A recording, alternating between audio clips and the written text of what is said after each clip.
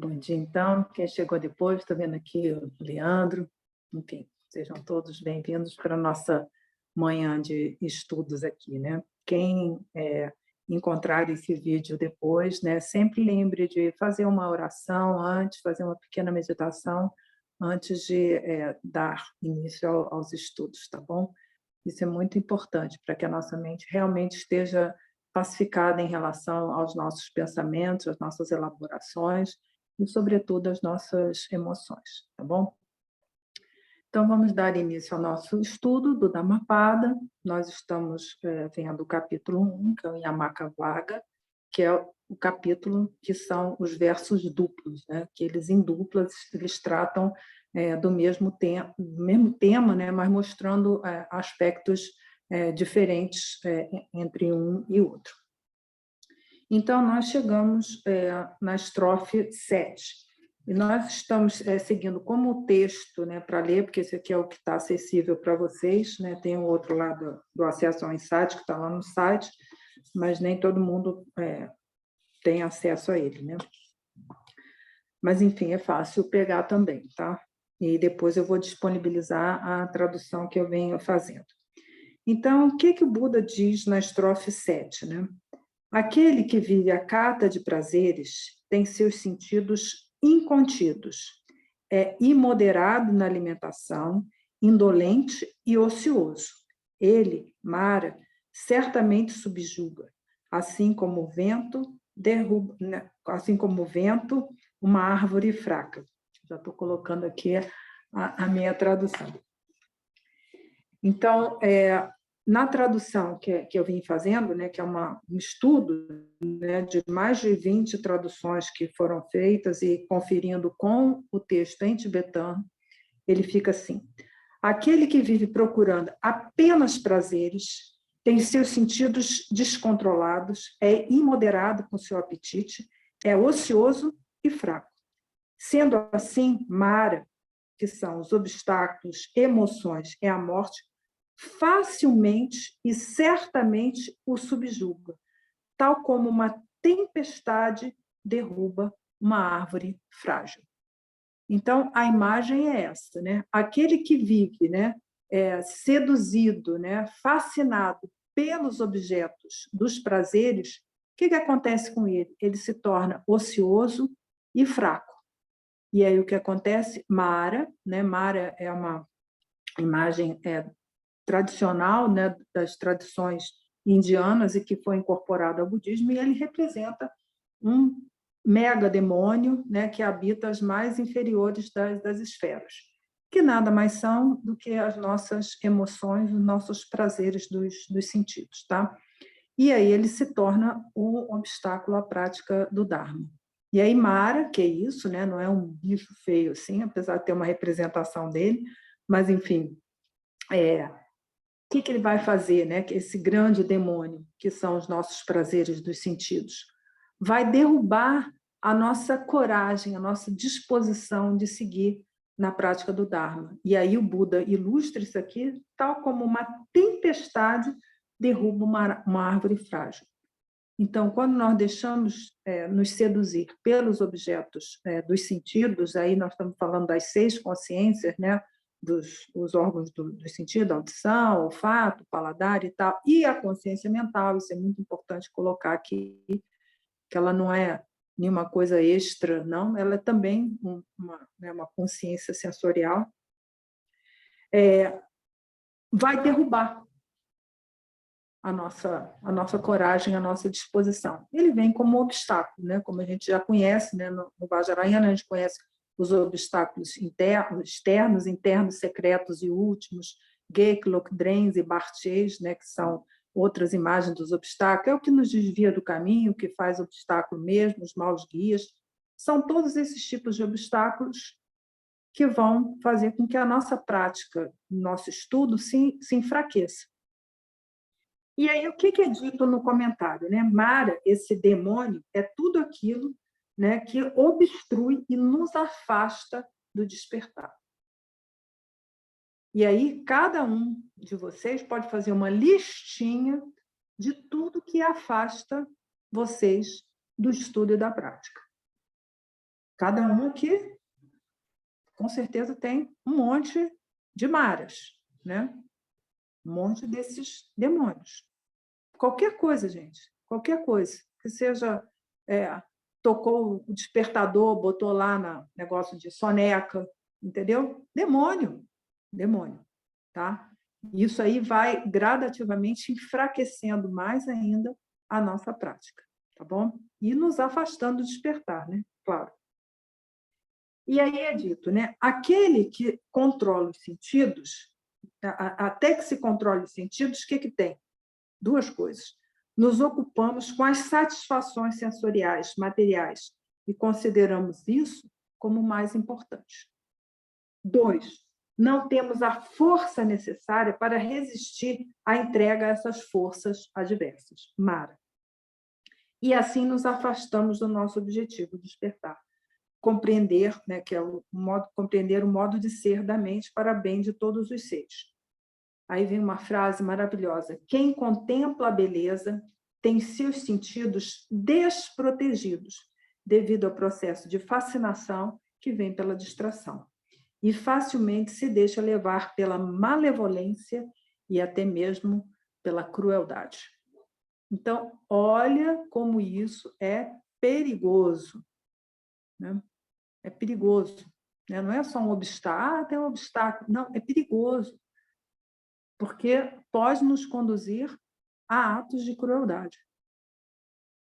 E aí agora nós precisamos ter uma revisão de conteúdo, que eu acho que alguns de vocês já conhecem, mas alguns de vocês não conhecem. Então, quem já viu, vai ver de novo, aproveita, né, para rever essa matéria. E quem não viu, né, sejam bem-vindos ao ensinamento do Senhor Buda. O que o Senhor Buda fala lá na primeira nobre verdade, a verdade do sofrimento, né, da insatisfatoriedade? Ele vai dizer que o sofrimento é o quê? São os agregados do sofrimento. O que são os agregados? Em tibetano é pumpo, montinho, tá? Ou os eskandas também, quando a gente quer usar outro nome disso. Mas está falando da mesma coisa, que é o quê? O nosso corpo da experiência. São os elementos que o Buda explicou detalhadamente em vários sutras, como é que a gente faz a experiência. Então, nós temos o elemento rupa, que a gente vai entrar em detalhe daqui a pouco, mas deixa quieto ele lá, que é basicamente o quê? Né, são as substâncias impuras, que a gente vai ver, e as 6 bases internas, tá? Que é o olho, nariz, paladar e tal, a mente, os nossos órgãos dos sentidos, os 5 que a gente conhece, mais a mente, tá? Que é a sexta consciência, ela não é superior, ela é só mais um. Se você quiser inverter essa ordem aí também tá ótimo, tá? Não é que é a sexta consciência, a pessoa já pira, né? Não, ela é igualzinha a outra, tá? A consciência mental, ela tem o mesmo valor do que o seu paladar, tá? Então, que isso fique bem claro. Então, nós temos o elemento rupa, e com rupa, o que acontece? A gente está aqui dentro vamos dizer, de uma experiência com a nossa apreensão egocêntrica. Eu, fulano de tal. O que acontece? A gente tem a percepção do objeto, que seja, sei lá, um suco de laranja. Não, o suco de laranja não é muito saudável, não, mas vamos dizer a laranja, né? É você e a laranja. Você tem a percepção desse objeto.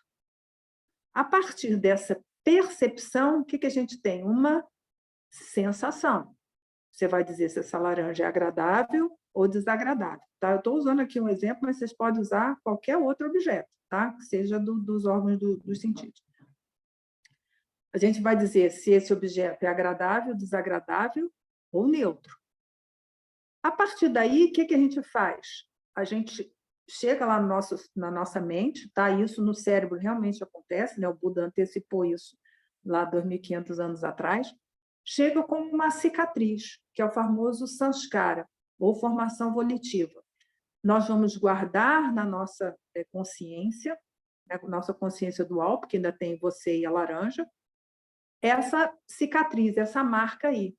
Eu vi uma laranja. Isso aí, se você segue, eu abri a laranja, eu comi a laranja, eu fiz um suco com a laranja.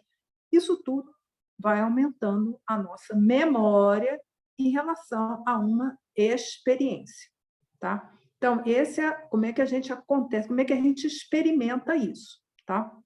Essa é a nossa vida cotidiana. É assim que a gente tem essa nossa experiência aqui. E aí o que acontece? Né? Isso é o que a maioria das pessoas, né? Quem nunca ouviu falar de meditação, e tampouco meditação ensinada pelo Buda, segue assim, ela vê uma laranja, o que nós vamos fazer com essa laranja? O que essa laranja está fazendo aqui? Eu sou capaz até de fazer uma tese de doutorado sobre a laranja, que tem, né? Pessoas que fazem sobre, sei lá, um vírus que dá na laranja, tá? A tese de doutorado, a pessoa passa anos estudando sobre um negócio lá da laranja. Mas tá, tem isso e o objeto. Quando nós começamos a meditar, o que nós vamos passar a ver? A olhar essa mente que percebe. A gente vai passar a olhar com distanciamento, descolando desse corpo da experiência, que é a mente conhecedora. Tá? Nós vamos olhar isso com distanciamento. Tá? Isso é muito importante. Então, quando nós entrarmos em contato com qualquer obstáculo, qualquer objeto que seja, nós vamos aprender a olhar. Olha a minha percepção, olha a minha sensação em relação a isso. Olha isso aí virando uma memória.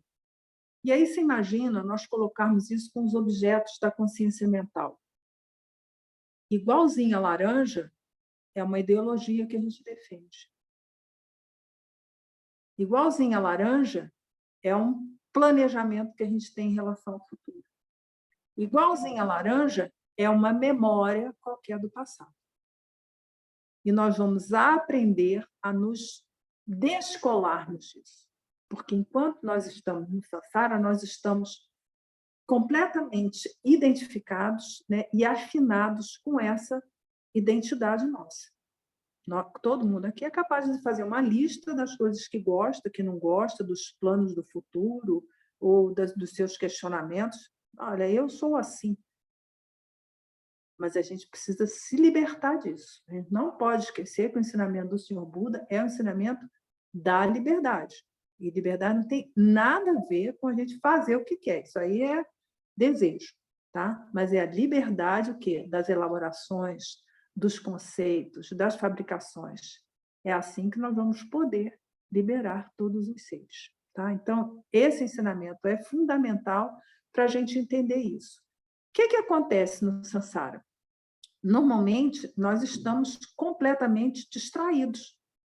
Então, qualquer objeto que apareça, né, você está aqui, aparece, sei lá, uma borboleta que entra aqui agora, você fala, olha essa borboleta. Nós nos deixamos facilmente nos encantar, nos fascinar por qualquer objeto que apareça, seja ele físico ou um objeto mental. Tive uma ideia.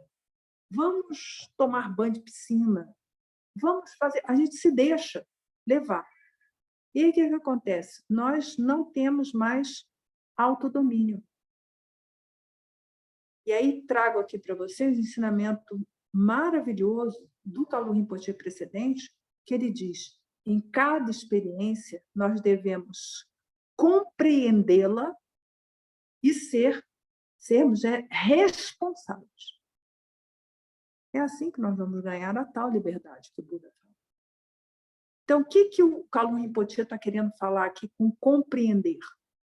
E aqui a compreensão não é essa compreensão que a gente tem quando a gente estuda uma matéria qualquer. Porque isso aí todo mundo que tem algum nível de inteligência consegue entender. As coisas são impermanentes, as coisas são compostas. Mas quando nós falamos do ponto de vista de um praticante, é ter isso como experiência. Quando a gente entra em contato com um objeto qualquer que seja, uma ideia nova, uma coisa nova que apareça, um objeto nosso corriqueiro, nós vamos ter essa experiência que compreende o que está acontecendo ali. Que aquele objeto, qualquer que seja uma das 6 consciências, ele é o que ele é composto.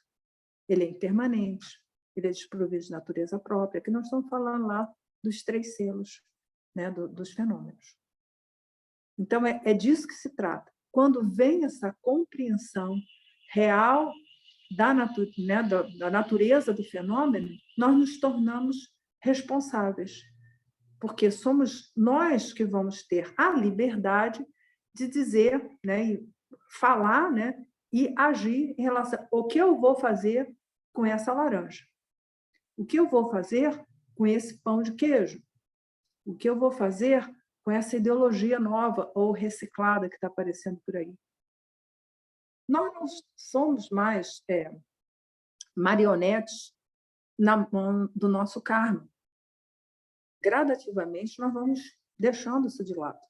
Nós vamos ter essa atitude de responsabilidade diante de cada ato que estiver na nossa experiência. O que eu vou falar? O que eu vou fazer?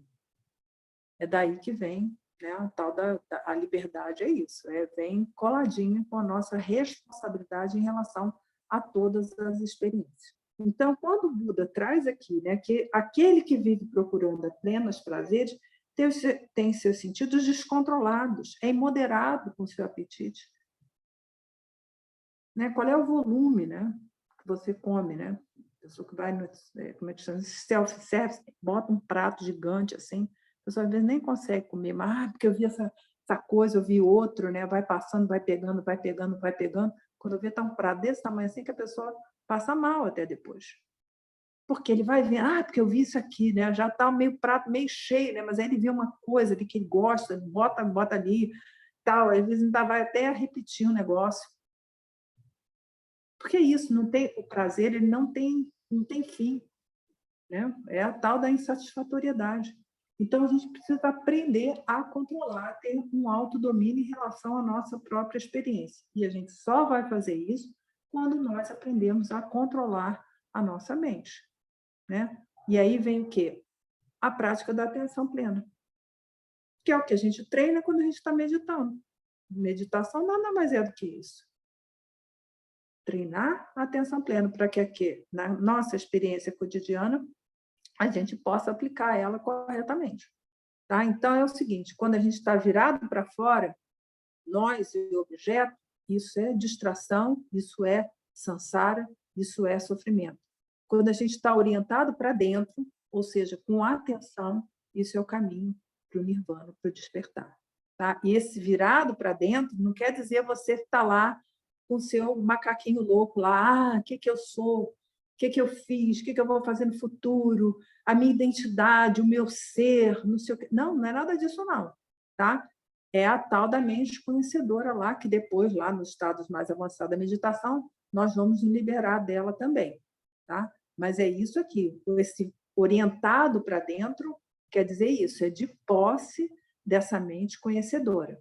Tá claro isso? Porque senão a pessoa, tá bom, eu vou ficar lá, vou orientar para dentro, então o caminho do nirvana. Ele está só com um macaquinho louco desse, né, com as maquinações da mente, só lá o que eu fiz, o que eu sou, qual é o meu lugar no planeta, o que eu estou fazendo aqui. Tal. Gente, isso é macaquice, entendeu? Isso não ajuda a gente no despertar.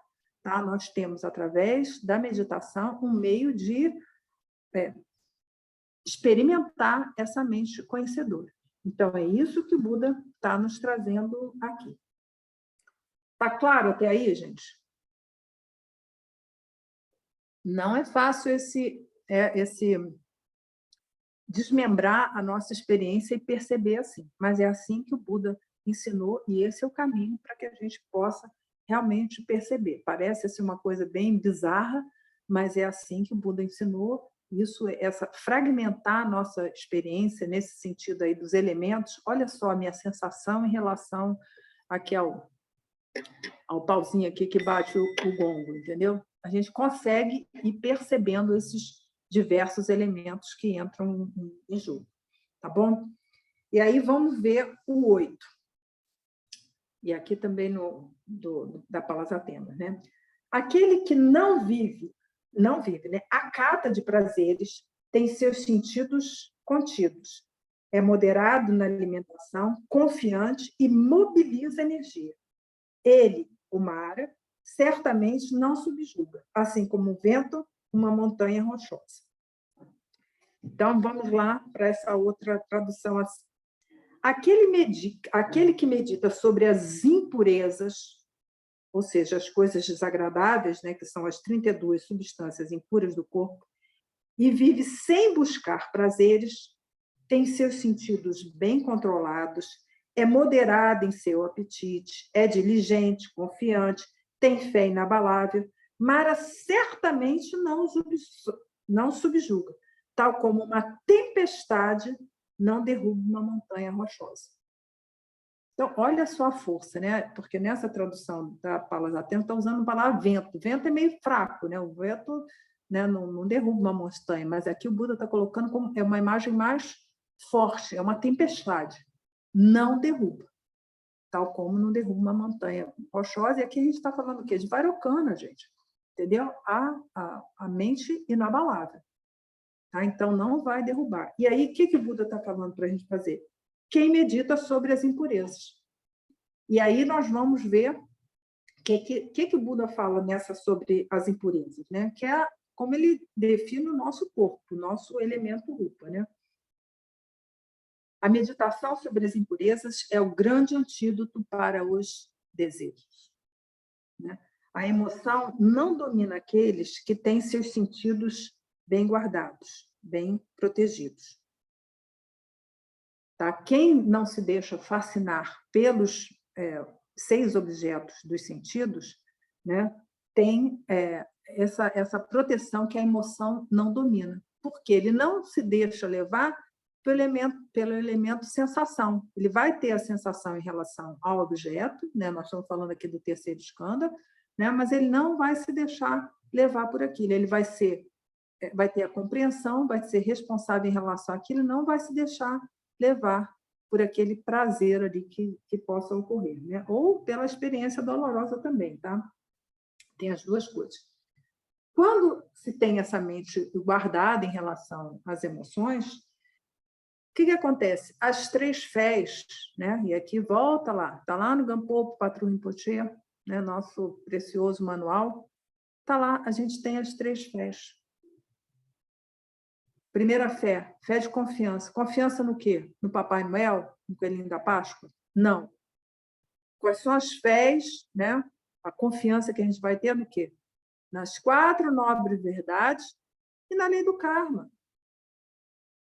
É isso é o que nos movimenta a princípio, né? Aí é o que eu, né, dei o exemplo lá do Kalun Potier sobre a metáfora da árvore. A pessoa que quer fazer meditação vajrayana, né, e tal, sem ter essa base lá, não está só assim, um botão do silêncio, entendeu? Está bem, está ótimo, a vida é pesada, fica sossegado lá 5 minutos, mas não está fazendo a prática corretamente. Então, nós vamos precisar de realmente estudar as 4 nobres verdades, refletir sobre elas e ver, né, por nós mesmos se ela é verdadeira ou não. Essa experiência que nossa é insatisfatória, entendeu? Qual é a causa disso? É minha ignorância, é o meu desejo, né? Mas é possível me libertar. Aí qual é o meio? As 4 nobres verdades é sendo óbvio. E realmente viver assim, gente, não é só saber decorar, tá? A pessoa mais brilhante que eu vi explanando sobre as 4 nobres verdades, nem budista é. Uma explanação assim maravilhosa que me encaminharam, entendeu? Nessas coisas de vídeo aí de YouTube e tal, uma explicação maravilhosa. Mas você vê que a pessoa não tem o quê? A compreensão da coisa. É enfim, uma aula espetacular, mas só entendeu aqui na mente, né? É só um macaquinho a mais na nossa mente louca, né? Mas não vive aquilo. Nós, como praticantes, como, né, meditadores que somos, a gente vai viver dessa maneira. A lei do karma. Cada pelo tem né, que a gente tira, que a gente vê, tem uma consequência para aquilo ali. Então, é isso que a gente vai ver. Aí, essa a primeira fé, a segunda fé, que é a fé de aspiração, que a gente, constatando as 4 nobres verdades e a lei do karma, eu falei, olha, eu quero sair dessa confusão. Eu quero sair dessa distração, quero atingir o despertar. Ele tem essa aspiração. E aí, depois, a fé vasta, que é interesse, respeito e alegria por seguir na vida. Isso tudo, gente que precisa disso para seguir, né? Isso aqui tudo precisa existir, mas se a gente está distraído com os objetos dos sentidos, ela é inexistente.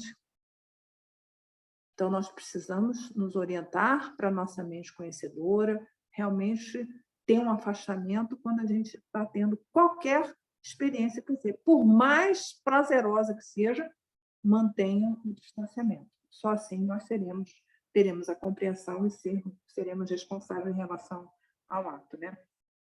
E também é dito, né, que a importância da confiança em si mesmo, que é o contrário lá da preguiça, que a gente viu lá no Bodhisattva Charyavatara, né? Que a preguiça, né, uma das 3 preguiças é a minusvalia. A gente acha que não dá conta de empreender essa via, tá? Isso aí, o nome disso aí chama preguiça. Preguiça. É feio mesmo, entendeu? Mas nós vamos ter a confiança né, em nós mesmos da gente seguir na via, né? Tem uma frase que os franceses usam bastante, né? Je suis fier de moi-même, né? Tenho orgulho de mim, não é orgulho assim, me acho a última bolacha do pacote, não. Je suis fier de moi. Eu tenho confiança em mim, eu consigo fazer isso aí. Porque não é fácil, porque a gente está tentando vencer o quê? Mara, o demônio lá, o bicho mais feio que tem. Então, a gente precisa ter confiança em nós mesmos. Então, essa confiança de empreender a via, se a gente estiver distraído com os objetos do sentido, não vai rolar. E aí, a pessoa tem o que? Preguiça. E não vai empreender a via, né? E aí tem a frasinha, né? Quaisquer que sejam as dificuldades, obstáculos, imperfeições e desatenções, eu as subjugarei. A gente precisa ter essa força, essa confiança. Mas se a gente está distraído com os objetos do sentido, não vai ter, não vai rolar. E aí é dito, né? Esse esforço deve ser inabalável, persistente. Dessa forma, o caminho não é mais difícil. Ele se torna uma experiência extraordinariamente interessante. Aí é só sucesso, né? Quando você, tipo, pega a roda, entendeu? A coisa flui, a coisa acontece, né? Rola. Se não tem esses elementos, a coisa não vai acontecer, sinto muito, está muito bom, pode descansar enquanto medita, mas, enfim, não vai obter o fruto. Tudo bem até aí? Vamos seguir aqui. O que o Buda fala aqui nessa estrofe sobre aquele que medita sobre as impurezas? Ninguém vai gostar, né? Como é que o Buda define o nosso elemento rupa? A gente sabe que tem lá as 6 bases, né? Interna, que é olho, nariz, língua, tato e tal, nossa mente que percebe os objetos mentais. A gente acha bem engraçadinho isso. Ah, tá ótimo, né? Eu sou só as 6 bases internas, tudo bem, tá ótimo. E tem uns que viajam na loucura e vão dizer, porque eu sou um ser de luz, porque eu sou um ser não sei o quê, tenho energia de não sei o quê, o ser eletromagnético. Gente, isso aí não ajuda no caminho do despertar. Nós não podemos esquecer que o Buda está falando do quê? Do método. Qual é o método? O método é assim, para a gente obter um resultado, tem que seguir o método. Não adianta você inventar uma coisa no meio do caminho. E aí, lindo, né? O que o Buda vem? Tcharam! Cânone Pali. Nós vamos ver Majjhima Nikaya 10.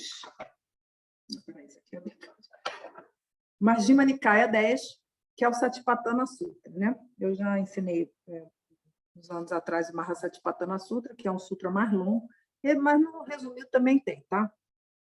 E eu recomendo vocês a realmente pegar esses sutras, gente. Porque o sutra, quando a gente está lendo, né, não é nenhuma experiência mística, não. Tem tanta letrinha ali que a gente fica... Peraí, o que está escrito aí? É nessa busca que nós vamos acabar entendendo a coisa. Porque não é uma leitura fácil como você lê um jornal, não é. Entendeu? Aqui tem, né, tem entendimento que vai requisitar a nossa compreensão mais profunda.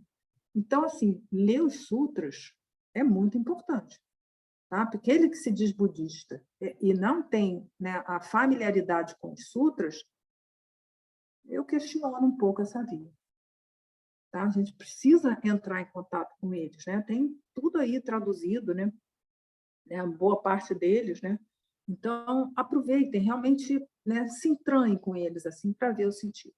Então, o que o Buda define nós? O que a gente se acha, né? Coisa maravilhosa. Aí ele define. Vou ler, tá?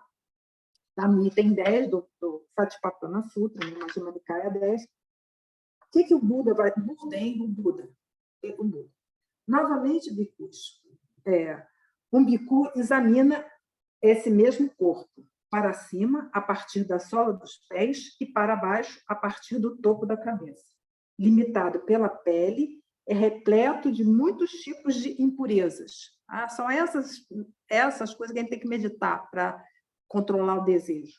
Vamos lá. Portanto, nesse corpo existem cabelo, pelo do corpo, unha, dente, pele, carne, tendão, osso, tutano, rim, coração, fígado, diafragma, baço, pulmões, intestino grosso, intestino delgado, conteúdo do estômago, fezes, bilis, flema, pus, sangue, suor, gordura, lágrimas, saliva, mucos, líquido sinovial, urina.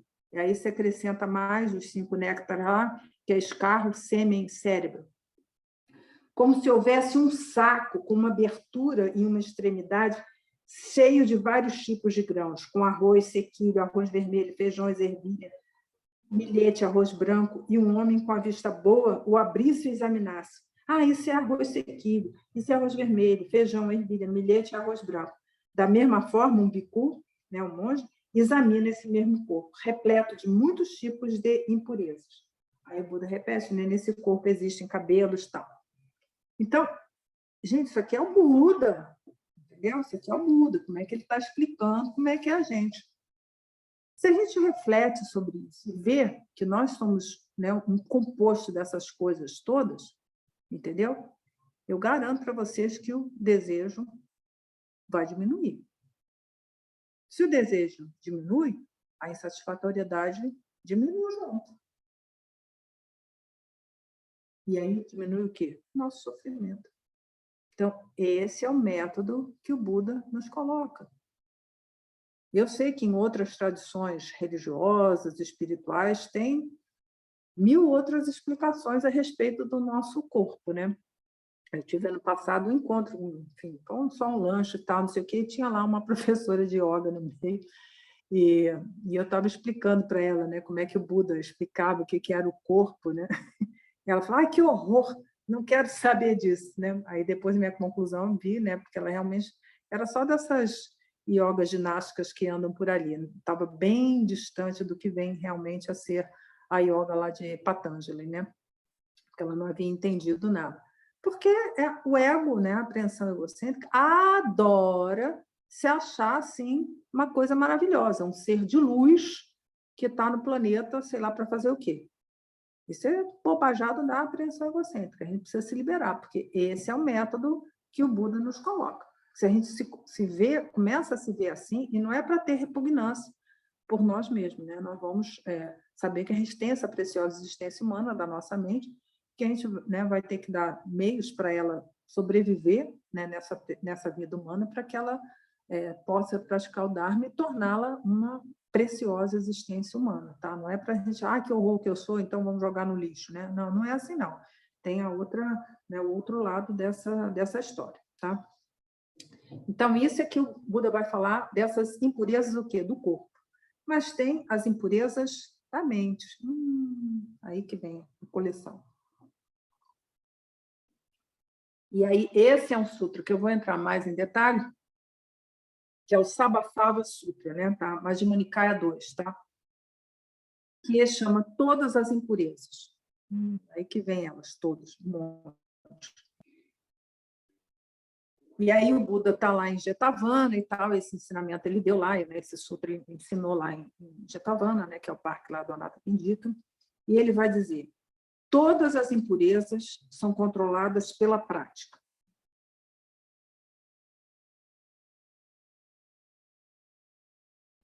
Lembra lá da árvore que eu falei do domingo passado? Aqui é a virtude aqui, gente. Então, os meios de purificar as impurezas, né, da mente. Virtude, atenção plena, conhecimento, né, que daí já aprofundou mais, né, da coragem para evitar o que é negativo e praticar o positivo, quer dizer, a coragem para a ética, né, e da paciência para suportar as dificuldades. Não, então, virtude, atenção plena, conhecimento, coragem e paciência. Então, são 5 elementos aqui que são os meios, né, da gente controlar as nossas impurezas da mente, que são pensamentos, ideias e emoções. Né? E aí a gente pode colocar as 84.000 emoções perturbadoras, né? Que vocês sabem que eu estou abandonando isso, senão a gente esquece do desejo, acha o desejo bom. O desejo não é bom. Né? Então, o que vai dizer? Segue o Buda, né? Ele vai dizer, né? Esses são os 5 métodos principais, mas ele vai entrar em detalhes. Primeiro, ao estimular a atenção com sabedoria. Eita, mas eu achei que era só ter atenção. Não, tem atenção com sabedoria e atenção sem sabedoria. E ele vai dizer, o que é essa atenção com sabedoria? É a diligência, né? De ver que as impurezas que ainda não surgiram, para que elas não surjam, né? E as impurezas que já tenham surgido sejam abandonadas. Vocês já ouviram falar isso lá atrás, quando a gente trata de emoção. Mas o Buda está trazendo isso nesse sutra aqui. Tá? Ou seja, o que não surgiu não vai surgir, a gente tem que ter diligência disso, não deixa o negócio nascer, e aqueles que já surgiram, a gente deixa passar. Né? E o segundo aspecto disso aqui, ver os fenômenos tais como eles são, que ele vai dizer no sutra, né? Aquele que sabe o que vê. Mas que negócio é esse? Vamos ver o que é aquele que não sabe o que vê. Tá? Então, essas são as 2 características da atenção com sabedoria. Aquele que sabe o que vê e aquele que tem a diligência para lidar com as impurezas, tanto as que surgiram quanto aquelas que não surgiram. E aí ele vai dizer, né? A prática vem evitar a atenção sem sabedoria. É aquele que não sabe o que vê. O que é não sabe o que vê? É aquele que vê como permanente aquilo que é impermanente. Aquele que vê como prazeroso aquilo que é doloroso. Aquilo que vê como belo aquilo que não é belo, que é feio. Né?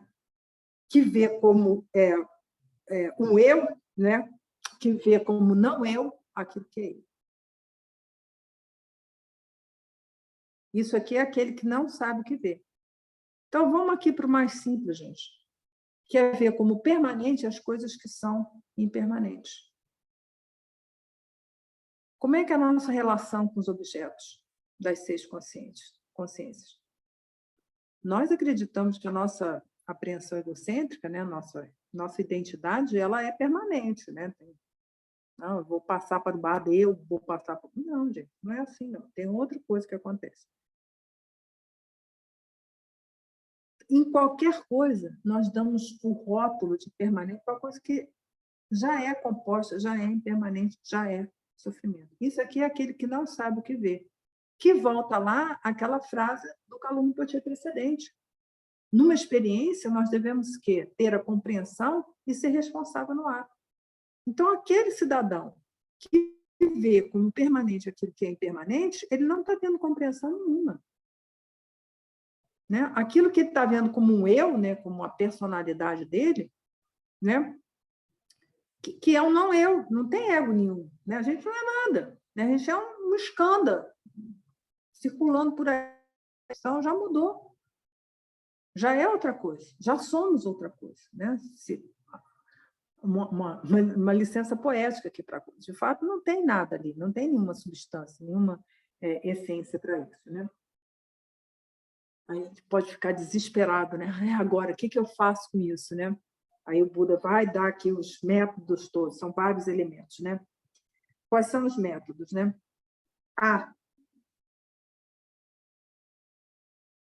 Não está assim no Sutra, não. Só esse A, B, C fui eu que coloquei para tornar mais didática a coisa. Tá? Então, primeiro, o autocontrole dos sentidos. Qualquer sentido, uma das 6 consciências, né, uma das 6 percepções, né, pelos órgãos do sentido, a consciência mental, nós vamos ter o autocontrole deles, que é a tal da mente conhecedora lá. A gente está vendo um objeto qualquer que seja, um incenso, sei lá, do botão, entendeu? Eu quero esse negócio, vou acender, porque vai dar uma purificada, vai não sei o quê. Já enlouqueceu de vez, entendeu? Não, o que eu vou fazer com isso? Né? Qual é a minha intenção? Qual é a minha motivação? É apropriado fazer isso agora ou não? A gente realmente tem uma experiência consciente e se libertar do apego. A gente não pode esquecer que nirvana é não apego, nirvana, não ela, não apego. Né? E ter a experiência de uma forma desapegada. E a gente só vai ter essa possibilidade de ter essa experiência desapegada se controlarmos os nossos órgãos dos sentidos. A gente sabe, as percepções estão aqui, né? A gente está aqui no campo de experiência. Né? Mas o que eu faço com isso? Qual é a minha percepção que eu tenho isso tudo? Eu estou identificada com a minha apreensão egocêntrica ou eu estou distanciada dela, compreendendo o que está acontecendo? Para poder ter a fala adequada e o ato adequado. Né? 2, né? Como controlar essas empresas da mente, né? Paciência com as dificuldades, intempéries, dor, fome, sede, calor, insetos. Né? Tem uma pessoa também, eu gosto de ouvir as conversas das pessoas, né? Nós fomos meditar lá no parque e tal, nossa, mas tinha tanta mosquinha e tal que eu não consegui meditar. Aí eu falei assim, olha, tem um meditador que eu conheço que uma aranha conseguiu fazer uma teia no olho, que desceu do teto e fez uma teia, né, no olho dele. Isso aqui é no Brasil, tá, gente? Não é nenhum ser extraordinário, não. Um praticante. Um grande praticante, evidentemente. Mas tinha mosquinha, não deu. Gente, a aranha vai fazer teia de aranha, né? Fazer a teia dela nos seus olhos. E você vai continuar meditando. Isso aí é, né, o estágio mais avançado. Mas é assim. Mas está frio, mas está calor, mas está com isso, está com não sei o quê. A gente arruma um monte de desculpa, mas tem que ter a tal da paciência com a nossa própria prática, porque não vai ser fácil, porque vai ter incômodo, vai ter desconforto, vai ter mosquinha, vai ter isso, vai ter aquilo outro. Então, paciência para suportar essas dificuldades. C, né? Terceiro, remoção dos desejos sensuais. Eita! Aí o pessoal acha que desejos sensuais, né, é uma coisa assim. Aqui é desejos dos órgãos dos sentidos. Qualquer um dos 6. Tá? Então, remoção. Remoção da má vontade. Remoção da preguiça. Gente, isso tudo está no Sutra, tá? Só estou falando aqui, né, didaticamente. Da má vontade. A gente tem má vontade de fazer as coisas. Que não é para a prática, né? Que a gente pode até, mas eu vou praticar. Não, a má vontade que a gente tem de beneficiar os outros. Será? Entendeu? Não, tem que cortar isso, faz mal. Da preguiça, né? Da crueldade. Mas eu não sou cruel. Será, sabe? Que quando a gente está ali na rivalidade, na competição, o que é isso? É crueldade. Quando a gente acha que o nosso time de futebol é melhor que o do outro, né? A nossa escola de samba é melhor que o outro, nosso partido político é melhor que o outro. Isso aqui chama crueldade. Né? Crueldade. A gente não está tendo respeito nenhum pelo outro. Isso chama crueldade. E a remoção, né, dos estados ruins, né, que nos são prejudiciais, ou seja, aqueles, né, que vão nos trazer sofrimento, né, pela prática dos atos negativos. Aí, D, né, quarto ponto, desenvolvimento dos fatores da iluminação, que eu sei que vocês já estudaram isso, só vou falar aqui, né, que é atenção plena, desapego, coragem, tranquilidade, concentração e equanimidade. Então, o desenvolvimento desses fatores da iluminação vão fazer com que as nossas impurezas mentais desapareçam. Tá? e aqui não é para todo mundo, eu vou praticar a equanimidade e eles vão sumir, né? Porque isso aqui é bem confortável, né? E a pessoa continua sendo uma pessoa cruel, não tem respeito pelo outro. Não, gente, é tudo junto. É tudo junto, é coisa bastante aqui, né? Aí, quinto, né? O uso correto das vestes, que é para proteger do frio e dos insetos, dos alimentos, né, para manter a continuidade do corpo, e não para diversão, embriaguez ou embelezamento. O uso correto da moradia, que é abrigo para proteção, né, das intempéries e dos insetos, e o uso correto da medicação, que é para beneficiar a saúde. Então, esses 4 elementos aqui, o uso correto, é uma coisa que a gente não vê hoje em dia, né?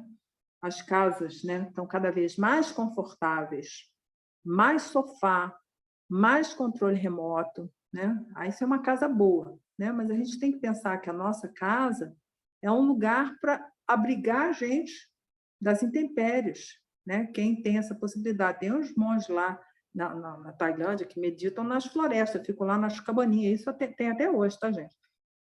Então, assim, tem esses praticantes aí. Mas qual é a relação que nós temos com a nossa casa, com a nossa moradia? Reflita sobre isso. O quanto que tem de incentivo para os prazeres, que nos afastam da nossa prática e nos distanciam cada vez mais do despertar. Então, não é que a casa vai ter conforto? Não, gente, é um conforto mínimo. Mas nós nos desgastamos para dar mais conforto numa casa que vai nos afastar cada vez mais do despertar. Então, reflitam sobre isso, né? Isso é meio pesado, assim, né? Como é que a gente faz o uso da alimentação? É para nutrir o corpo, para manter, né, os elementos, como o Buda fala, né, para manter a continuidade do corpo? Ou a gente usa, né, os alimentos para diversão, para embriaguez, para embelezamento? Isso aí está nos afastando do despertar. Olha só quantos elementos, né? Das vestes. Veste é para proteger do frio, né? Para proteger dos insetos. Não, mas tem uma roupa nova, caríssima roupa, entendeu? Ah, mas a pessoa bota em cima, né? Uma bolsa, não sei da quanto, entendeu? Isso aí, cada besteira dessa está afastando a gente do despertar.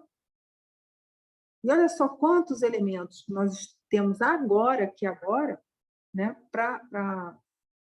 que nos afastam do despertar.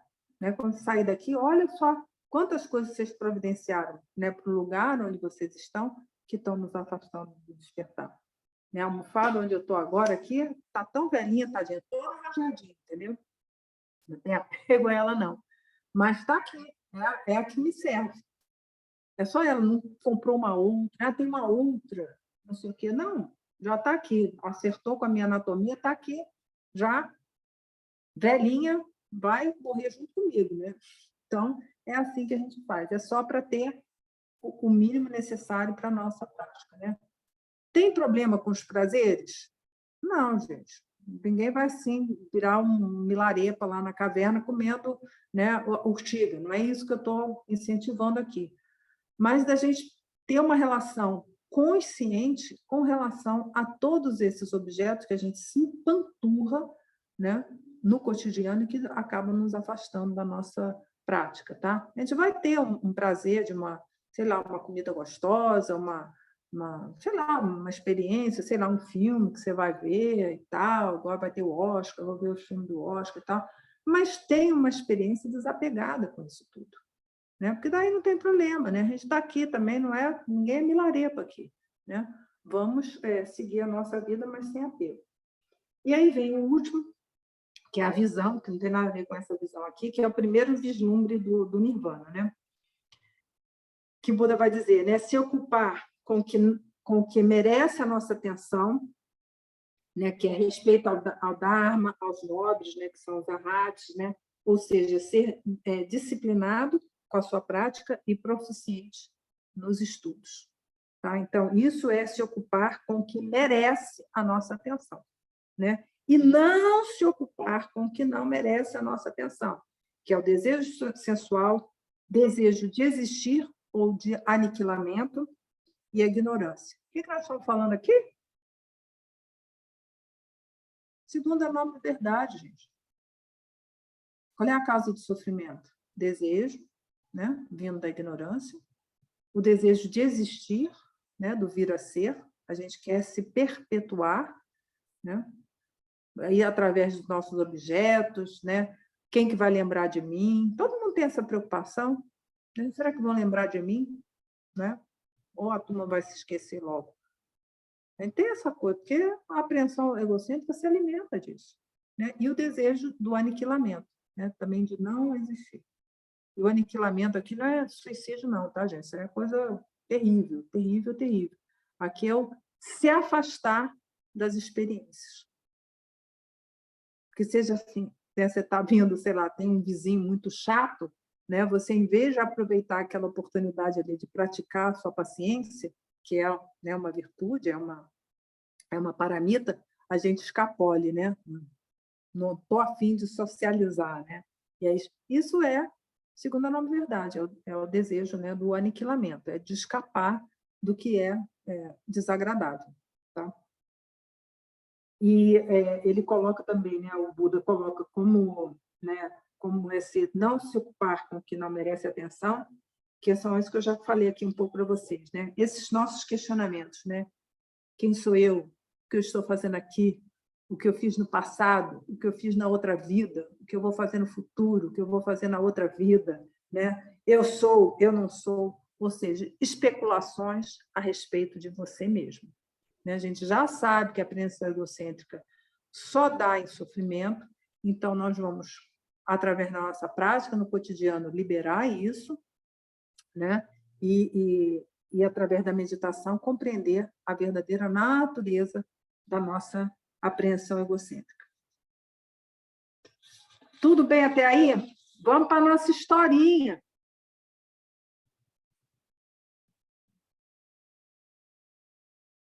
Muito conteúdo para hoje. Vamos ver se vai dar para a gente ver tudo aqui. Vamos ter que pular um pouco. Mas vamos lá para a nossa historinha, para vocês entenderem em que contexto que o Buda, então, enunciou essas duas estrofes de hoje.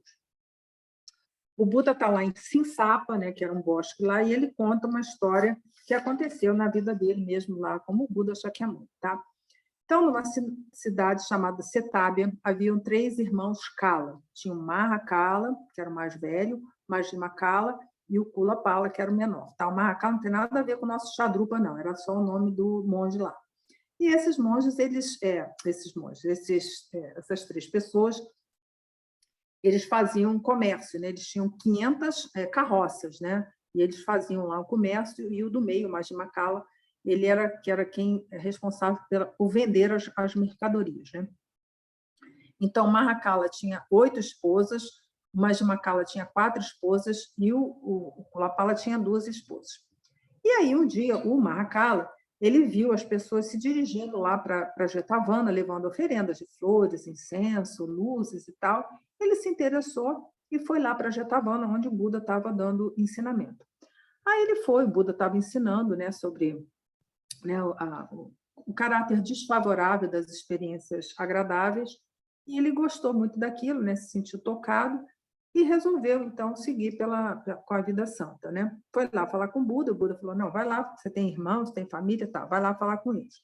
Aí o Mahakala foi lá com o Kulapala, né, com o Majjhima, falou, olha, eu vou me entregar para a vida santa e tal, vocês cuidem aí dos negócios, que eu vou me embora. Mas aí o Kulapala falou, mas eu vou perder o meu irmão, pô, a gente tem um comércio e tal, não quero perder ele. Aí ele falou, o Kulapala falou para o Mahakala, não, eu também vou entrar para essa ordem aí, mas com interesse de tirar o irmão lá da prática dele. E aí entraram os dois, o Majjhima ficou lá cuidando dos negócios dele. E aí eles foram lá praticar e tal, e o Mahakala perguntou para o Buda, né? Buda, o que eu posso fazer? O que eu faço, né? Qual é o meu dever, né, de casa? Aí o Buda falou, você precisa estudar e precisa praticar. Aí ele falou, já sou muito velho, não quero estudar, não. Mas me diz aí uma prática. Aí o Buda, temos várias práticas, né? Mas tem a meditação de, né, visão superior, né, Latom, que você pode fazer no cemitério. Aí ele sentiu, né, afinidade com aquela prática, ele falou, vou fazer essa prática. Aí chegou lá no cemitério, que é o campo de crematório, né, como é na Índia, que existe até hoje. Aí ele chegou lá, tinha uma moça chamada Kali, que era lá responsável, falou, o que você está fazendo aqui? Não, eu vim praticar, eu sou, né, um discípulo do Buda e tal. Ele falou, olha, você tem que ter um certo tipo de dieta, tem coisas que você não pode comer, como carne, peixe, etc. Você tem que falar com as pessoas responsáveis. Não, eu faço todo o procedimento, mas eu quero ficar praticando aqui. E aí um dia chegou lá, né, um corpo, né, tiveram vários corpos, mas aí chegou de uma moça, uma família bem abastada e uma moça muito rica e muito linda, né? E aí ela estava coberta lá como é na Índia, né? Aquele lençol branco, assim, um pano branco e tal. E aí o Mahakala descobriu, né? Abriu assim o corpo e viu a beleza da moça, né? E aí ele foi meditando sobre a impermanência e atingiu o grau de Arhat, né? E aí ficou o Mahakala Thera, né? Um Arhat, né? E aí o Kulapala ficou louco. Falei, agora meu irmão virou um Arhat, como é que vai ser isso? Não sei o quê, isso aí não está bom, como é que eu vou, né, tirar ele do caminho? E aí as esposas do Kulapala, porque ele estava lá em dúvida, né? O que eu estou fazendo aqui, né? Tal, como é que eu vou conseguir? Elas viram uma instabilidade, né, no comportamento dele. Falaram, nós vamos armar uma história que é para trazer o nosso marido de volta, as duas, né? Combinaram, aí o que elas fizeram? Chamaram, né, fizeram um convite ao Buda para o Buda ir lá fazer uma refeição lá na casa delas, né? Porque as mulheres estavam todas lá reunidas. E aí, como era da tradição, foi enviado um monge na frente que era para dizer onde que eram os assentos, né? Porque o Buda não chegava assim, sentava em qualquer lugar, né? Tinha o lugar dele, um lugar do Modaliano, um lugar do Sariputra e tal. E aí, que monge que foi, gente? Foi o marido delas, o Kulapala. E elas falaram, é aqui que ele está mesmo, vamos pegar ele. Rapaz, como é que você foi entrar nessa ordem? Nem perguntou para a gente nem nada, você simplesmente foi para lá, abandonou a gente aqui e tal. O que elas fizeram? Rasgaram a veste dele todo, colocaram um camisolão branco e uma coroa de flores na cabeça. Aí falaram, agora vai lá falar com o Buda, vai chamar ele lá. Aí ele foi morrendo de vergonha, né, porque ele tinha perdido os votos dele, né? Foi lá, chamou o Buda e o Buda foi para lá. E aí todos tiveram aquela refeição e tal, maravilhosa, e mais o Kulapala, né, tinha abandonado a sanga, né, porque as mulheres fizeram esse movimento, uma traição com ele, né, não respeito a ele. E aí depois o Buda foi embora com os monges, né, porque o Buda não ia assim sozinho, foi com todo o pessoal lá. E aí mais na frente, né, já afastado da casa, um dos monges perguntou, né, Senhor Buda, você não tem assim receio que o Mahakala também abandone, né, da mesma forma, né, que o Kulapala abandonou a Via Santa?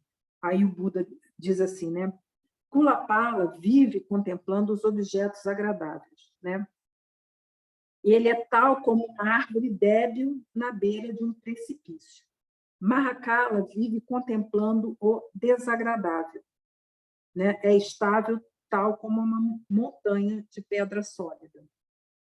E aí, né, enquanto isso, as mulheres lá do Mahakala estavam querendo pegar ele, né, para rasgar as vestes dele, para fazer a mesma coisa. Só que na hora que elas estão tentando pegar ele assim, ele voa, ele era um arraste, né, gente? Ele voa, vai até onde o Buda está, se prosterna para o Buda e segue a caminhada dele. Então, essa é a historinha, esse é o comentário de Buda Gosa, né, o mestre do século V, que é o comentário assim oficial do Dhammapada. Tá? Então, essa é a historinha de como é que alguém que pode ser levado pelos desejos, né, o Kulapala ele queria seguir com os negócios dele, ele tinha, né, a intenção de manter a família, né, a mulher, ter filhos e tudo mais, mas o Mahakala não, ele realmente entendeu que ele estava fazendo isso, atingiu o nível de Arhat, e aí, ele não diz isso, mas ele já tinha atingido um nível que não é possível retroceder. Então, esse é o contexto que o Buda enunciou, né? Por isso que eu li aqui, que é como está está na historinha do Buda-Gosa, né? Ele enunciando como é que a situação na qual o Buda enunciou esse ensinamento. E aí, o que a gente vem aqui, né? Qual é o objetivo nosso, né? Como praticante, né? Para que a gente está praticando, né? Para que nós, através da nossa prática, né, do estudo, né, reflexão e da nossa prática, a gente possa compreender o modo de funcionamento da mente. E aí nós seremos senhores de nós mesmos. É aí que reside a tal da liberdade. A gente fala lá, os pensamentos não são nada e ainda assim surgem. Mas será que a gente tem vivido assim? E aí vem o ensinamento precioso da nossa natureza, da nossa mente. Tudo que a gente se relaciona, nós somos capazes de dar um rótulo para eles, né? Dizer, isso aqui é uma banana, isso aqui é sei lá, um sino, isso aqui é sei lá o quê. Nós fazemos isso, né? Que é a nossa mente que rotula as experiências. E não só rotulamos dando um nome, como também uma sensação junto. Nós vamos dizer que, sei lá, um time de futebol qualquer, não vou falar aqui para não criar briga na sanga, né? Porque eu sei que tem gente que está feliz com o resultado de ontem, mas tem gente que não está tão feliz, mas para ninguém ficar insatisfeito, né? Mas, enfim, para toda experiência que a gente tem, vai ter um nome, rótulo. Isso foi no jogo de futebol, a gente vai dizer que se foi bom, se foi ruim. Para uns foi bom, para outros foi ruim, né? E para outros não está nem ligando. Né? Se perguntar aqui para a minha vizinhazinha, se perguntar o que você achou do jogo de ontem, ela não vai saber, né? Não sei, sei que joguei, que é o tal do neutro, tá? Que é o indiferente. Então, o que acontece, né, com a nossa experiência? A gente está acostumado a isso. Tá? Todo mundo já entendeu isso? É assim que a gente funciona no samsara, dando um nome numa sensação. E nós, quando começamos a meditar, começamos a ter alguma experiência mínima assim, de meditação, a gente vai querer definir a mente. Mas como é a mente? Né? Qual é a forma da mente? Qual é a cor da mente? Onde é que a mente está? Qual é o volume dela? Está dentro? Está fora? Não está dentro nem está fora? Está dentro e está fora? Que são as perguntinhas lá de Platão. Nós vamos começar a fazer esse tipo de questionamento, ter assim, uma experiência, vislumbrar essa mente. A gente vai acostumar, porque a gente está acostumado a dar nome para as coisas. Estou meditando, a meditação está ótima, meditando na vacuidade, uma experiência ótima. Meu Deus do céu. Não, calma, tem mais coisa aí. E aí, com o progresso da nossa prática, o que vai acontecer? A gente vai começar a ver, né, já é um spoiler, né, lá de Latom, mas tem que terminar os 9 etapas de chinês para estar lá em Latom, né? Aqui não adianta a gente dar conceito, não, é uma experiência. Nós vamos ver que não tem, né? Qual é o volume dela? Qual é a cor dela? Qual é a forma dela? Está dentro da forma? Não tem. Aí a gente vai fazer assim, epa, mas se eu não consigo dar um nome, né, dar uma definição, dar um conceito, e não dá nenhum sentimento, né, nenhuma sensação em relação a ela, quer dizer que a minha mente não existe? A gente fica meio perdidaço, assim, né? Como assim? Ela não tem, né? Tudo que eu dou um nome, dou uma sensação. Como assim ela não tem? A gente fica achando que a mente não existe. Mas aí vem o questionamento, né? Mas tem algo que me faz sentir, que me faz experimentar. Então, ele existe? Aí a gente fica no dilema, né? Será que ela não existe porque não tem conceito? Ou será que ela existe porque eu faço a experiência? E aí nós continuamos seguindo na nossa prática, que não é nem existente, nem não existente. Ela é luminosa. Ela é o quê? A nossa própria natureza de Buda. né, usando o luminosidade não como claridade aqui, né, mas como característica da mente, né, que é o quê? O Dharmakaya, que é o quê? A Prajnaparamita, que é a real natureza da nossa mente. Isso tudo aqui, essa purificação dos inimigos, que são as máculas, que a gente recita lá na nossa prece, né, da dedicatória, é para conseguir viver nessa mente livre de toda elaboração, de todo conceito, de toda fabricação. As coisas vão surgir, mas a gente não vai dar mais nome aos bois. Simplesmente deixa seguir, deixa seguir, deixa seguir. E aí nós, com o progresso da nossa prática, nós vamos ter a experiência desse pleno Dharmakaya, tá? Sem julgamento nenhum ao que quer que seja. Nós vamos deixar de rotular as nossas experiências, né? Qualquer coisa que nos apareça, a gente vai saber que aquilo ali é um composto impermanente, desprovido de natureza própria. É assim que nós vamos viver.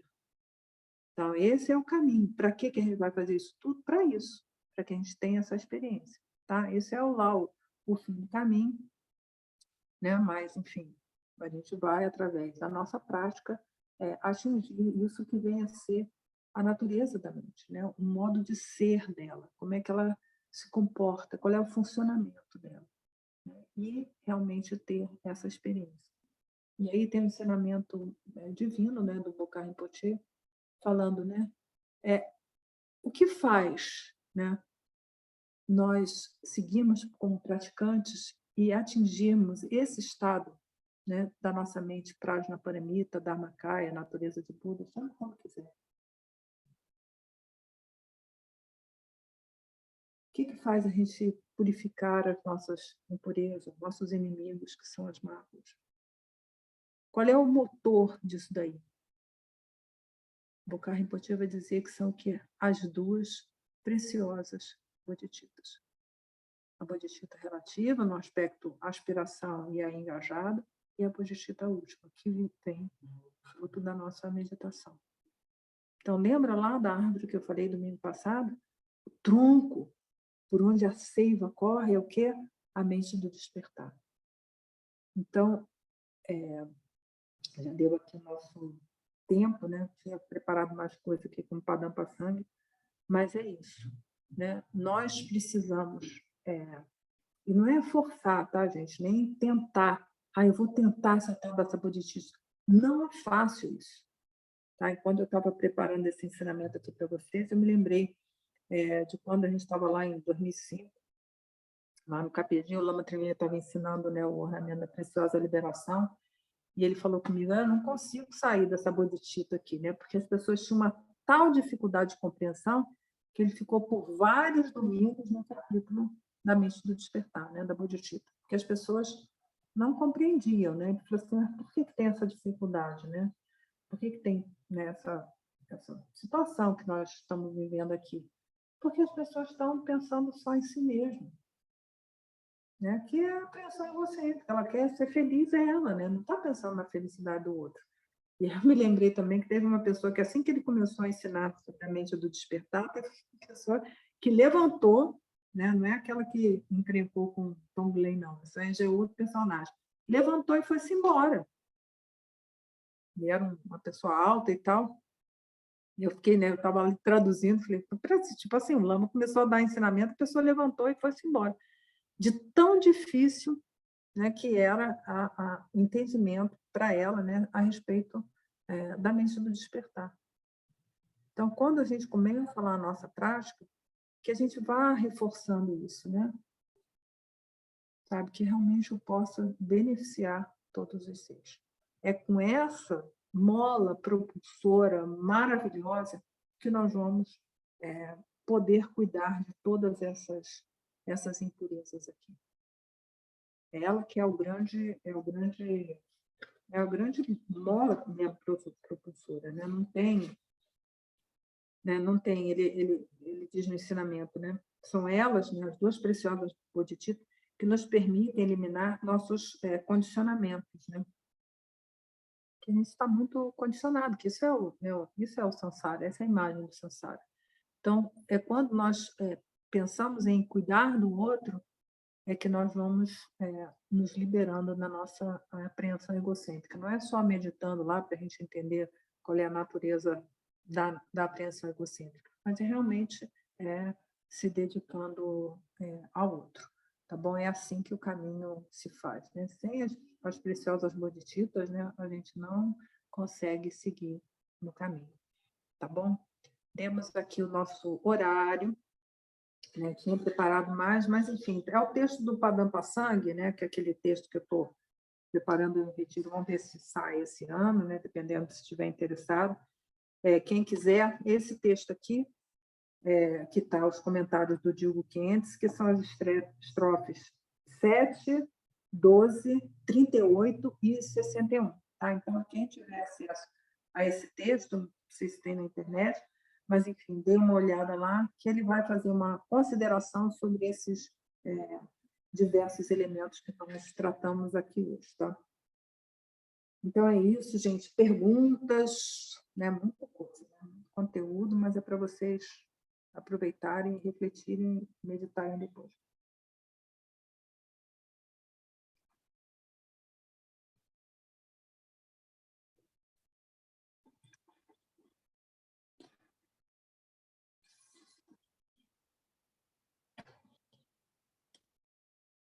Uma pergunta, então. Vamos fazer a nossa dedicatória, mas, enfim, domingo que vem vocês vão seguir com uma madrimê, se eu não me engano, né? Ele deve seguir com os estudos dele. Nós retornamos em maio, tá? Porque vão ter 3 meses aí, isso aí, enfim, com a questão dos lamas lá, que eles têm as questões pessoais dele, tal, por isso que fica assim intercalado, né? Não fica tão acertadinho, mas em maio eu retorno, então amanhã a gente já deve ter um posicionamento da OMS, talvez, né, em maio eu já volte já no presencial com vocês, né? É um painel bem favorável que eles estão apontando, de liberar para nós idosos e, né, com várias comorbidades, de frequentar habitualmente as comunidades que a gente frequenta, sem ter risco de ter essa doencinha chamada Covid, provocada aí pelo SARS-CoV-2, tá? Então, vamos ver. Então, aproveitem esse tempo, né? Estudem também, né? Como eu disse, nunca termina, né? Não é assim, agora mudou o assunto, né? Vamos para uma outra novidade, tá bom? Então, sigam estudando e praticando o texto. Não vai ser dar uma parada por 3 meses, não. Eu vou seguir fazendo os estudos, né? Preparando tudo para vocês, e qualquer dúvida, tá? É só entrar em contato que eu sigo aqui no trabalho, tá bom? Então, vamos fazer nossa dedicatória. O que a gente faz, né? Graças a esse mérito, né? Tendo obtido a onisciência e vencido os inimigos, que são as máculas, posso liberar todos os seres do oceano do Sansara, agitado pelas ondas de nascimento, velhice, doença e morte.